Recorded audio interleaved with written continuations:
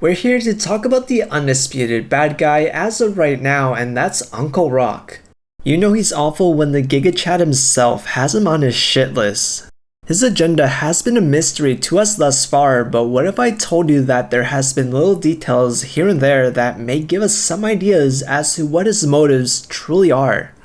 Firstly, he has personally made the initiative to feel conflicts amongst top heroes. Now, like any good detective, we must figure out what his victims had in common to gain further insight.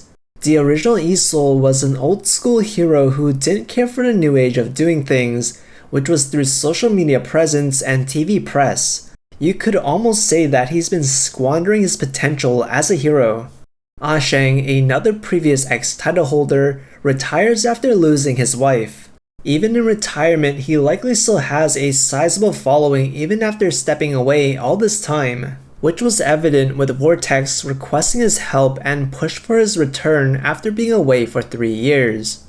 In their conversation, this particular line struck out to me. No matter how many followers you have, it's all useless if you don't believe in yourself.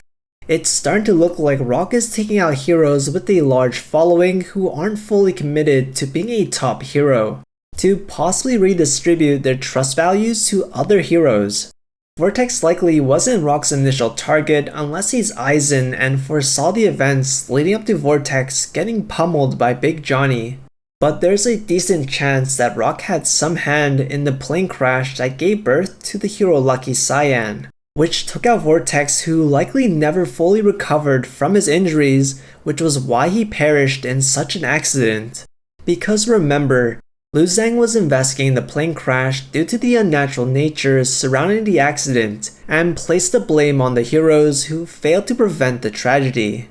Given all the information, Rock is likely trying to create an unstoppable hero, and trust value is imperative to achieving that goal. So it can't be wasted on heroes with shaky standings. It's likely easier to convert believers from a hero who isn't fully committed than one that has a stronger presence and is more loved. Now we just need to find a suitable hero to fit the profile that Rock is looking for. We know Ghostblade can likely be excluded due to the development of the latest episode, so possibly Isol? Seems a bit unlikely due to his overall narrative, because Yang Chang has made a lot of bad decisions leading up to where we are right now. So it's difficult to imagine that he'll be rewarded when things are all said and done. Who fits the bill as a candidate of becoming the most powerful hero ever besides the current ex who's in bad terms with Rock? Well, that's Queen, and that's not just because she's ranked number 2, but her hero ability is easily top 2 strongest that we've seen so far.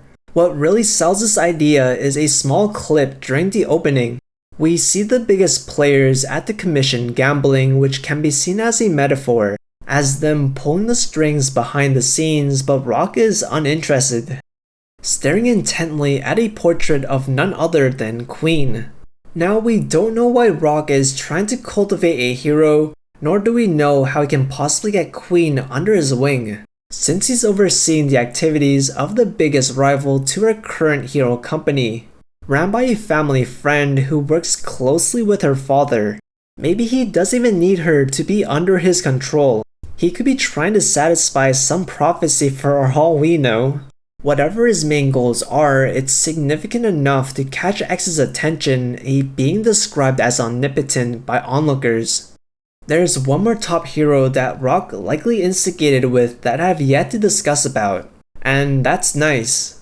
You might have missed it or didn't have enough information to paint the whole picture at the time. But in episode 2, we learned that prior to Lindling's overseeing Nice's activities, he was MIA due to the Hero Smile incident, which fits the narrative of heroes who are wasting their potential.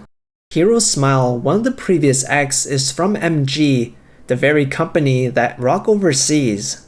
So now we know that the mysterious backstory of Nice is connected to Rock in some way, which is convenient because in the previous episode, Nice intervened during a mission that Rock personally took the initiative to be a part of. The pieces of the puzzle are finally coming together and fan theories are flying out full swing. This is an open discussion, so feel free to discuss amongst yourselves in the comment section, but be sure to act civilized. I plan to make more theory videos for To Be Hero X. They may be episodic if the episode gives me enough to work with, or will be in this format where I focus on a specific topic. Be sure to subscribe to not miss the uploads if you're interested, and I'll see you in the next one.